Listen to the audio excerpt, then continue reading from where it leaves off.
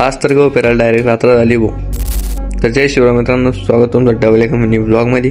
आपलं जे गावात शेत तयार केलेलं होतं याच्यामध्ये आज रोट्या मारायचा होता. तर रोट्या मारण्यासाठी जे आपण ट्रॅक्टर बोलवलं होतं ते आलेलं होतं.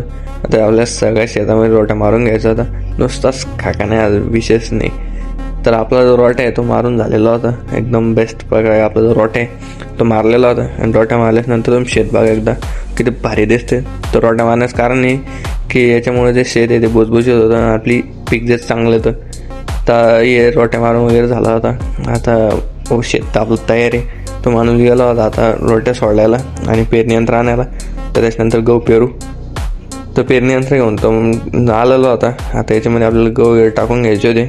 त्या पेटीमध्ये आपण गहू टाकलेले होते आणि गव्हाची क्वालिटी पण एकदम मस्त होती.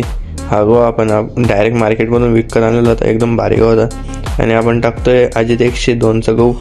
एकदम भारी क्वालिटीचा उगण्यासाठी एकदम खास गहू आहे. तर आपला हा व्हेरायटीज गहू टाकतोय. तर आपलं जे ट्रॅक्टर आहे ते शेतामध्ये पोचलेलं होतं. आता इथं सगळ्या शेतामध्ये आपल्याला पेरून घ्यायचं होतं. संध्याकाळ होतं ते, त्याच्यामुळे पटकन पेरायला लागायचं होतं.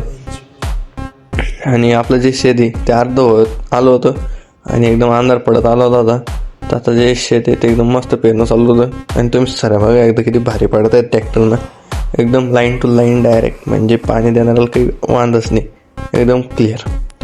तर आपलं सगळं पेरणं होईपर्यंत डायरेक्ट रात्र झाली ती. आपलं आता सगळं पेरून झालेलं होतं.